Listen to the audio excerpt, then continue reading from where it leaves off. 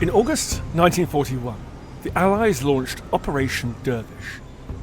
It might not be the most famous operation of the Second World War, but Dervish and the operations that were to follow would prove to be some of the most important of the entire war effort. It wasn't a commando strike or an air raid. Operation Dervish was the first of the Arctic convoys. These were convoys full of ships carrying supplies from the Western Allies destined for the Soviet Union. From the UK up through the treacherous North Atlantic, passing Nazi-occupied Norway and into the Barents Sea, it was a perilous journey, but one of the utmost importance.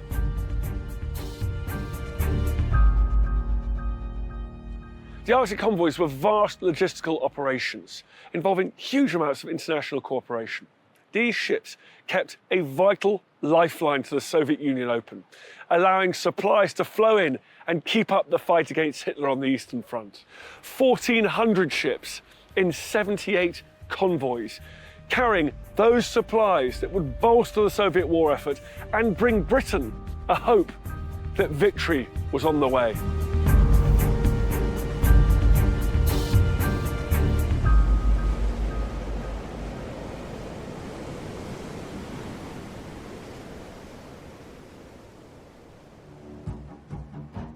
In June 1941, the Axis powers launched a surprise invasion of the Soviet Union, Operation Barbarossa. Hitler had rolled the dice. In 1941, Great Britain may have been battered, but she stood firm. And now he ordered his forces to overthrow Soviet Russia even before the end of the war against England. The shock was immediately felt across the world. As Hitler predicted, when Operation Barbarossa is launched, the world will hold its breath. The early days of the invasion were savage. Nazi tanks made hundreds of kilometers in days. Thousands upon thousands of Soviet troops were killed, wounded and captured, and their supplies of tanks, aircraft and weapons were decimated. It looked like Soviet resistance might give out at any point. Back in London, Churchill was watching the invasion very carefully. Churchill was certainly no fan of the Soviet Union, but as the old saying goes, my enemy's enemy is my friend.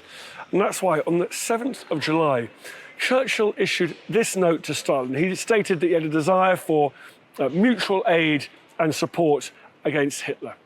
In it, he stated there was genuine admiration for the tenacity of the soldiers and the people of the Soviet Union. He went on to say, "We shall do everything to help you that time, geography, and our growing resources allow." It was one of the many messages between London and Moscow in the summer of 1941.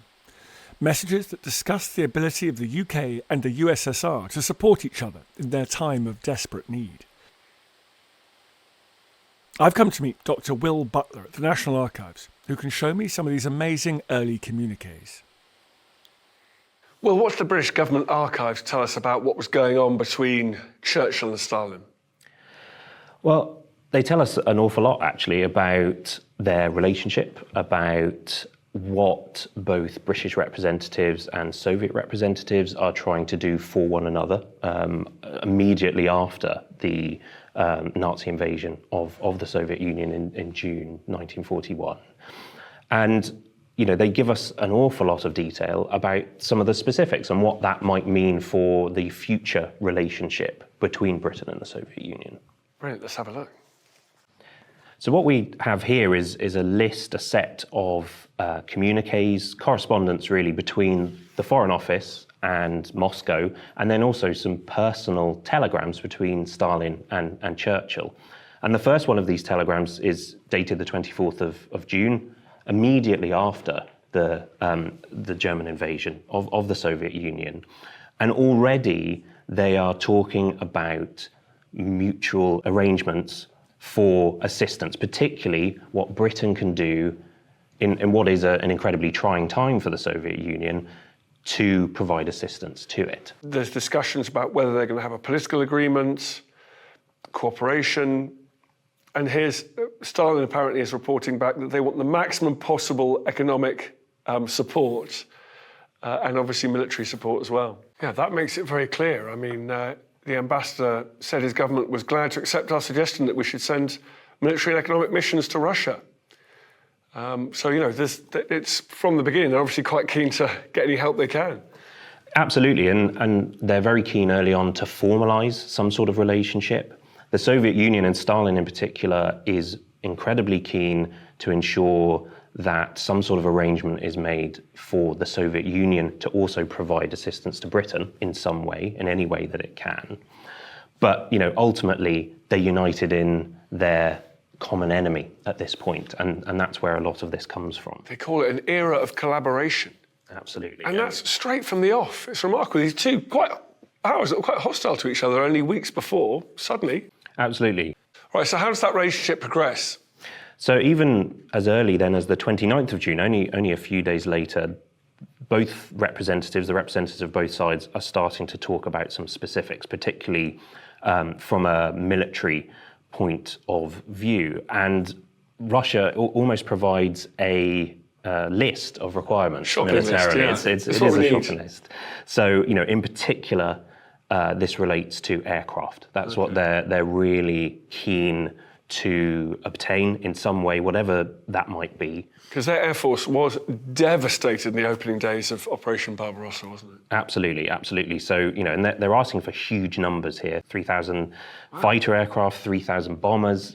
These are not small numbers. That's more than the number of fighter aircraft took part in the Battle of Britain for the RAF. That's a lot. And also then anti-aircraft guns. They're again, being paralysed really by the German Air Force at this stage. So they're again incredibly keen to obtain essentially as much as they possibly can. Yeah. Well, I love it. It's like one specimen aircraft, our latest night fighter designed with full war equipment. They want the good stuff, don't they? They do. They absolutely cutting edge technology.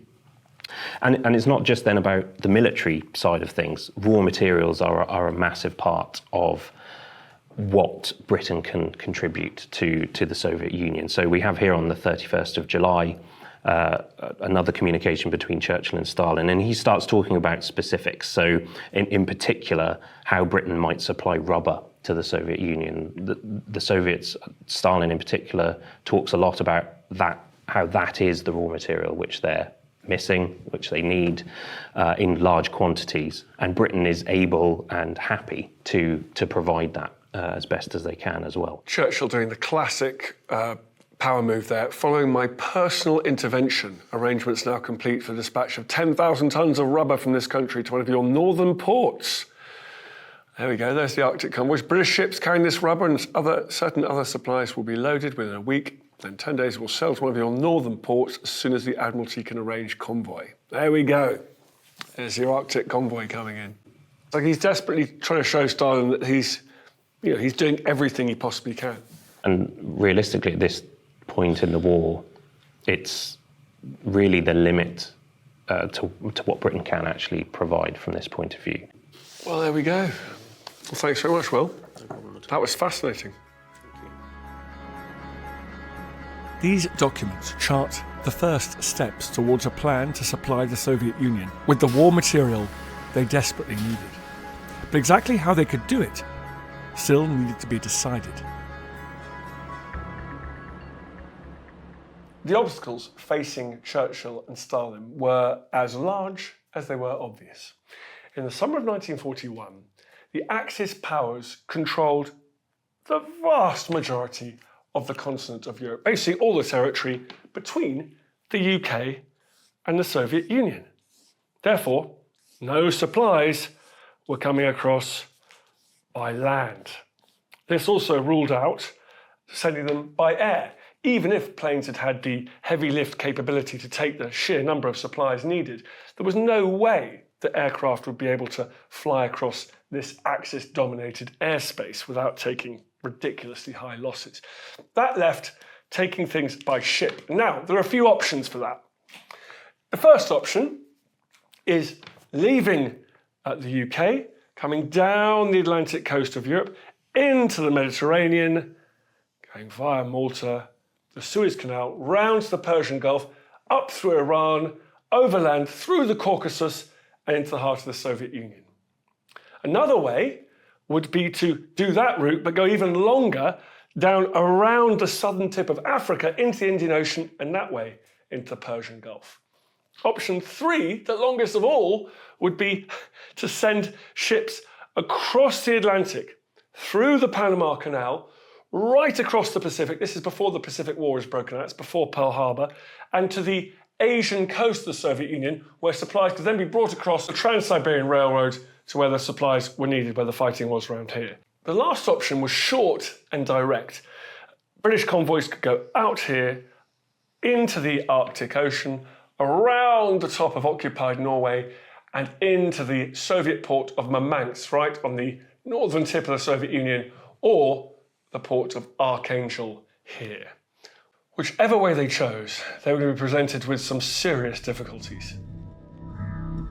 Churchill quickly became intrigued by the directness of this northern route and tasked his leading naval men, First Sea Lord Sir Dudley Pound and Commander of the Home Fleet Sir John Tovey, with working out the feasibility of sending British convoys into the Arctic. In mid-July, Rear Admirals Philip Vian and Geoffrey Miles headed to Russia. Their first stop would be Murmansk. They were not impressed. The port of Murmansk was in a terrible state. It had been pummeled. It was just 10 minutes flying time from the Axis Air Force Base at Samo.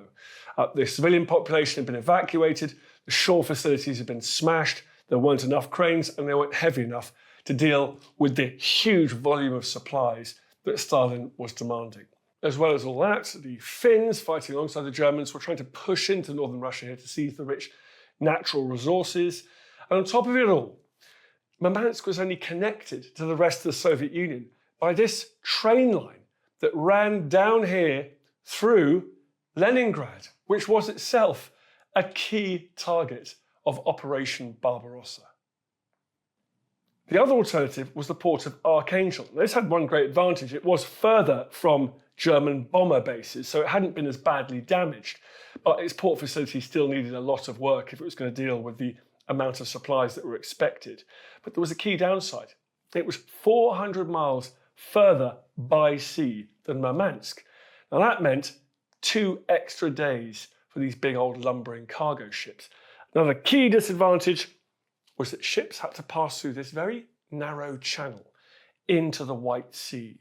And that was the perfect targeting zone for German planes and U-boats. There was nowhere to hide as they were making that narrow transit. On top of all that, in the winter, the White Sea freezes solid, becomes completely impassable. So you can see why Admiral Pound said the dice were loaded against us in every direction. But Churchill didn't care. Murmansk and Archangel were to be prepared as best they could. The Soviet Union needed help, and the most direct way of doing that was via the Arctic. It's important to remember that at this stage of the war, Britain was not faring well. She was isolated in Western Europe. Her army had had to beat an undignified retreat from the continent just a year earlier. The Axis powers were also making great strides in the Mediterranean and North Africa.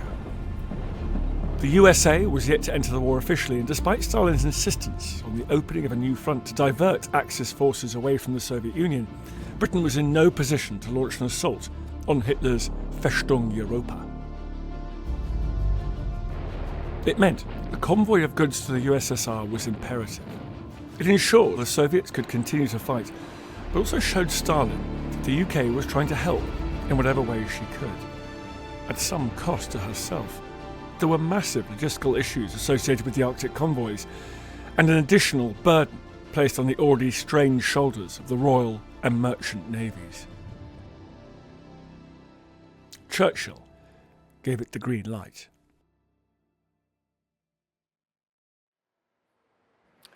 As Churchill put it in one meeting, Russia was a very welcome guest at a very hungry table.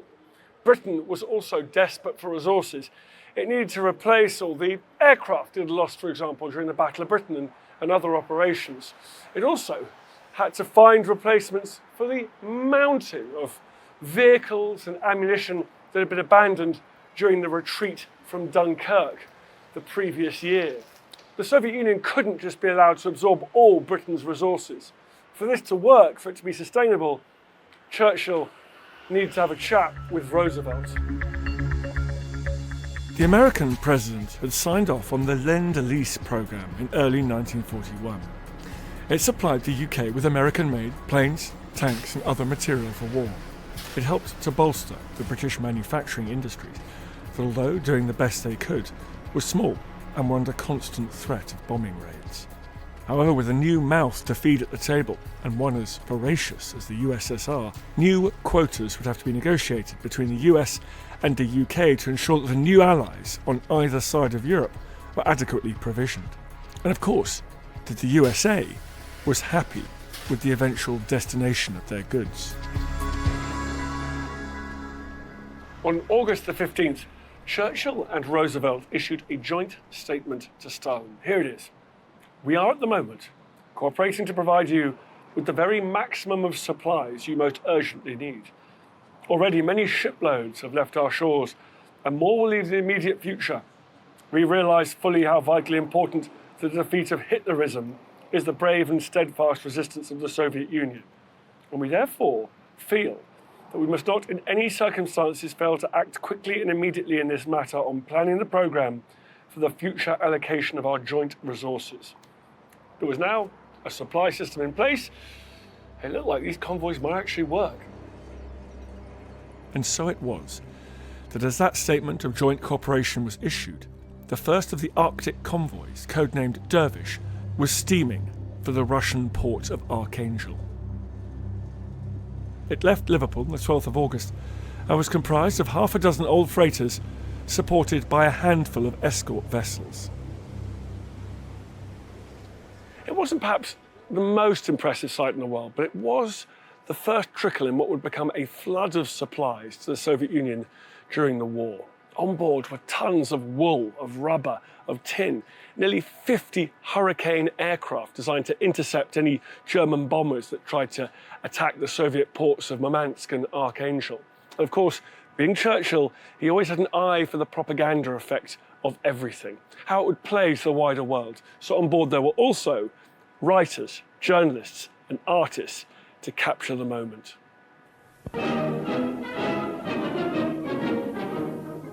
Northwards to the Arctic Circle rides the convoy and escort, bound for ports in northern Russia.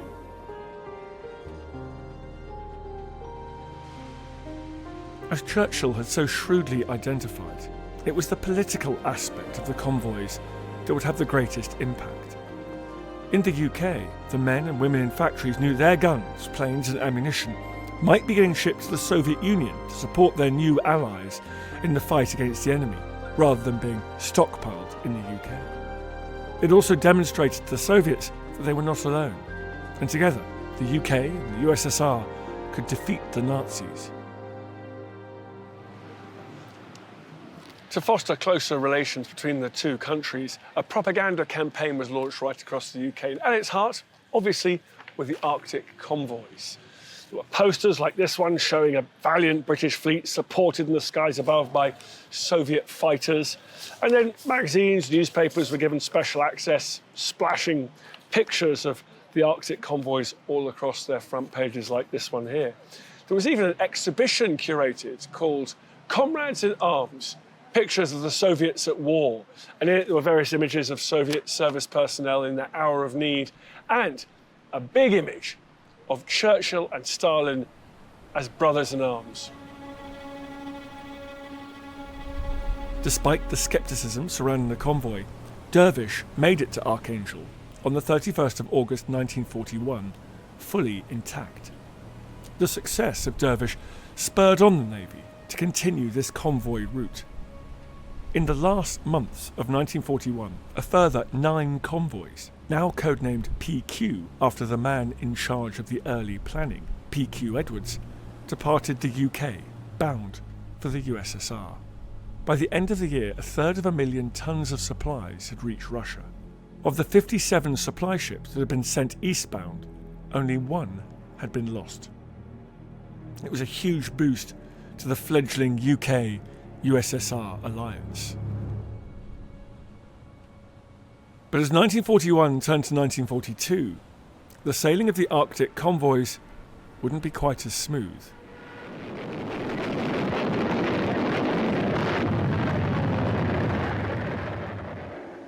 I'm meeting with naval historian and curator at the Imperial War Museum, Rob Rumble, who can tell me a bit more about the convoy system and the particular threats that face ships on the Murmansk run. Well, Rob, we come to the right place to talk about the Arctic convoys. Here we are on the mess deck of HMS Belfast. She was at the heart of it. Yes, HMS Belfast was one of the most famous Royal Navy warships from the Arctic convoys. Recommissioned in December 1942, Belfast sailed to the Arctic from January 43 up until April 1944. In fact, she sailed 12 operations across the Arctic Circle during that period. And so we're down here where the crew would have slept and eaten, and I can imagine them huddling down here for warmth. Yes, at least down here in the mess deck, they would have been sheltered from the horrendous Arctic weather on deck. These mess decks would have been warmed by steam pipes to at least provide the sailors with a small amount of comfort whilst off duty. But once they climb up these ladders, they are in some of the most harshest conditions that war had ever been fought in. The conditions during the Arctic convoys were horrendous, up to minus 30 degrees Celsius in temperature, towering seas, gale force 10 winds and 50-foot waves, constant darkness and freezing snow, some of the harshest conditions any sailors would face during the Second World War. So let's talk about the word convoy. It's very familiar to people, but let's sort of demonstrate what it actually means. We've got all our exciting models here. What is the idea behind gathering ships together in convoy?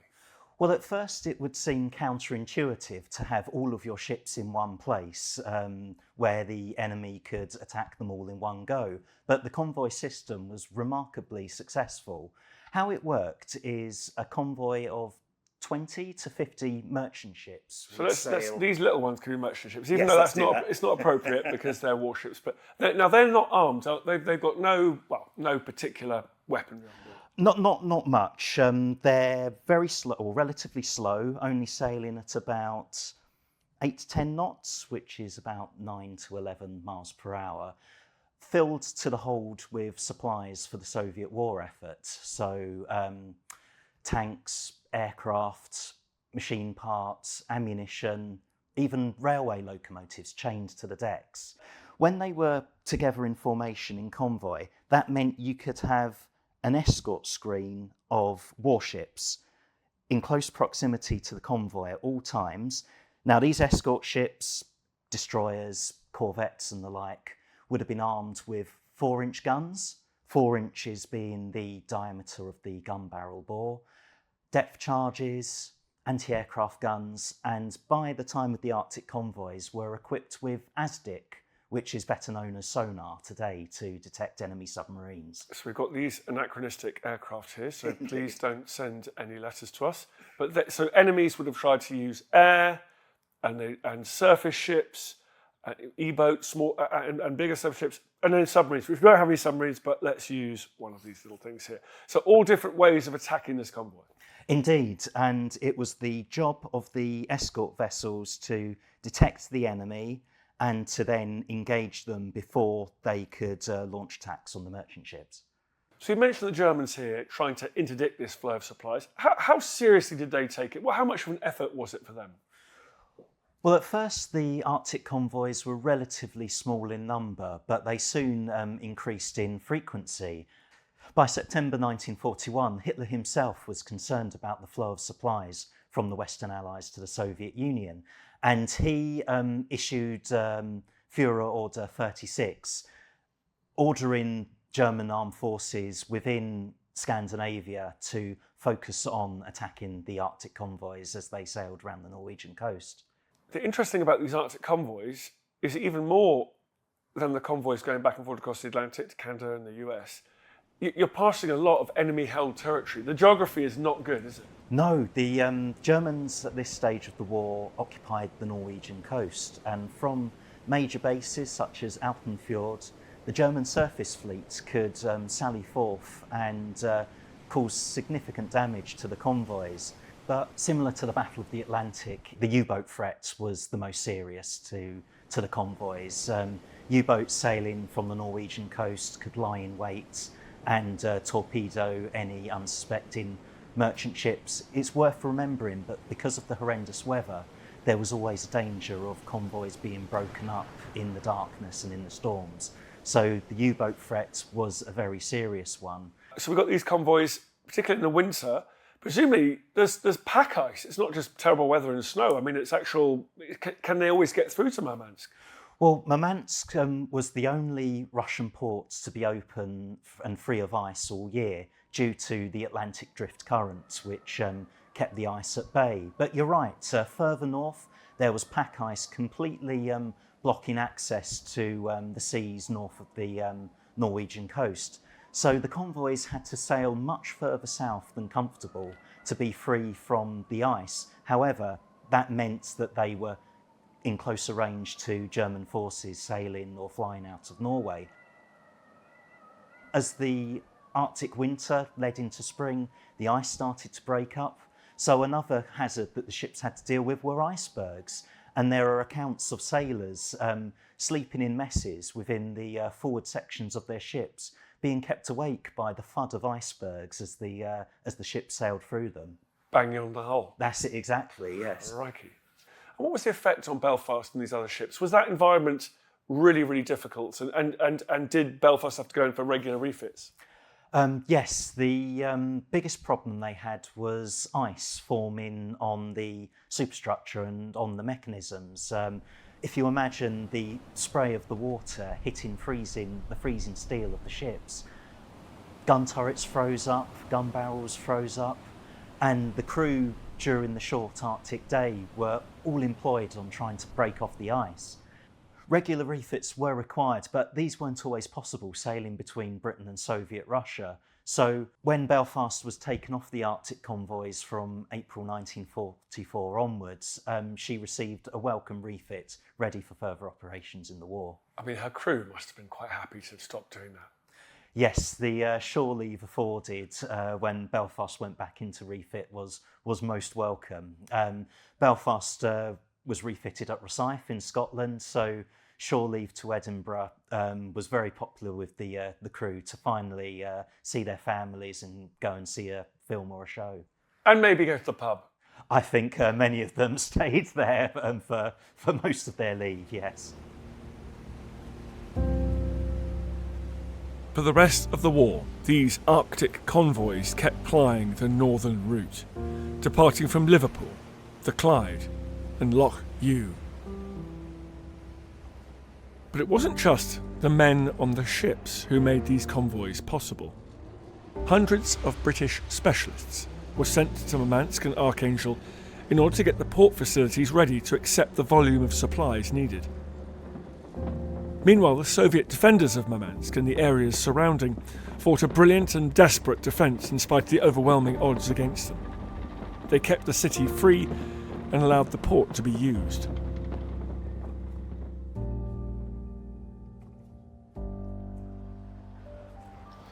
Over the course of the war, nearly 4 million tonnes of supplies was delivered to the Soviet Union via the Arctic route. It was a phenomenal amount.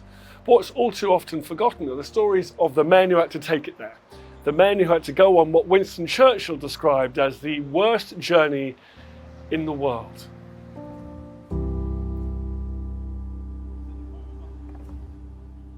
I'm joining Captain David Parsons of the Merchant Navy Association, who can tell me more about the men who lived and died on these convoys. So David, who were these men? They were civilians, as simple as that. Many of them had been at sea all their lives. A lot of them had been through the 1930s recession. So they were actually glad to have permanent employment. But they hadn't signed up to... But they hadn't signed up for the Russian convoys. And I think a lot of them were unaware of how brutal war was going to become anyway, in a more general sense. Their ages ranged between 14 and 70 plus. Those at 70 plus, quite a lot of those came back to sea from retirement. So, you know, by that time they were elderly people, but wanted to do their bit because they had the experience and the skills for their country. Huge variety in age, Absolutely. Huge social mix. Huge social mix, yes. I mean, you know, officers, crew, some of the crew came from obviously very poor backgrounds. Many of them came from overseas as well. We had, in those days, we had a lot of Lascars, Chinese, and African crews. So they were primarily ratings, but there was also a lot of British ratings as well. What conditions did they face? Pretty basic on a lot of cases. I mean, most of the ships that were on those convoys were not designed to be in Arctic waters. So some were cargo liners, which have been on the traditional trades between mostly our country and the Commonwealth. Some were tramps, which could go anywhere. The crew, the seamen themselves, could live in the forecastle, which is the fore part of the ship, or the after part of the ship, depending on who they were, in very, very basic accommodation, 6 or more in a cabin, very rudimentary heating. They had straw mattresses, affectionately known as donkey's breakfasts. They were issued with one of those at the beginning of every trip, and 2 blankets. And when they were on the Arctic convoys, they just never got undressed. 2 reasons. One, to try and keep warm. And the other, if they had to abandon ship, at least, you know, they had some warm clothes to do so. And you've talked to so many of these veterans. What are their memories and stories about being in those northern latitude waters? Well, the very positive side of it, and it was always true of the Merchant Navy, was the camaraderie. Ships are like a little community, and you normally sail with really good people that you become very close friends with and never see again when you leave the ship. And that was the main thing. That's what kept them going. But I think it was also a terrifying experience. I mean, they were in freezing cold waters. Their biggest worry was if they had to abandon ship, if they went into the water, they would have a few minutes to survive at best. Do you think the Arctic convoys was the worst posting, the worst job they had to do? I think it probably was. I mean, none of them signed up to do that. They didn't know where the ships were going. Nobody told the crew where the ship was going until it sailed. They may have an idea when they saw what the cargo was, but they didn't know. And of course, when they got there, it was horrendous. I mean, they had open bridges, a lot of the lookout posts were open. They were out there in all weathers. They frequently had to turn to knock ice off deck machinery and deck housing. Are there any names up here on these memorials that you are particularly drawn to? There are. I'll point out 2, if I may, on this one here. All right, Dervish, what are we looking at here? So we're looking at the Gulistan, out of Newcastle on Tyne, Yeah. almost certainly a tramp. She was lost with all 51 hands, Right. just off Spitsbergen. So deep into the Arctic. Deep Yeah. into the Arctic, yeah. The master's name at the top of the list, at the very bottom of the list, only in alphabetical order, is Peter Wilson. He was 16. Wow. Kind of brings it home. So we can imagine the last few minutes of that ship in the Arctic, freezing cold, November, dark. Yeah. Probably some got off, but didn't survive. It's awful. November in those waters. You're caught between the devil and deep blue sea. It's either the heat of the fire, Yes. of the scalding steam coming from Yes. rupturing pipes, or you're into the freezing cold. Yeah. It's a vision of hell, isn't Yeah, it? it is. It is. Kind of brings it home. They'd still been at school now. The brutal Arctic route claimed the lives of an estimated 3,000 sailors, including 16-year-old Peter Wilson. The Soviet ambassador in London, Ivan Maysky, said the Arctic convoys were a northern saga of heroism, bravery and endurance, one of the most striking expressions of collaboration between Allied governments without which our common victory would have been impossible. This is the Soviet War Memorial in South London. It's the only one in the UK. The inscription reads, Veshnaya Vam Pamyat, eternal memory to you. The Arctic convoys were a remarkable feat. They helped sustain the Soviet war effort, they eroded Axis resources, and in the end they contributed to Allied victory in the war. But it's worth remembering that all of these war materials that were delivered to the Soviet Union went to arm and equip millions of young Soviets as they fought against Hitler's forces and sustained terrible casualties. Although the tanks and guns and aircraft cost Britain and America a lot of money, as one Soviet Red Army veteran, Viktor Kravchenko, said, "God knows, we paid it back in full in Russian lives."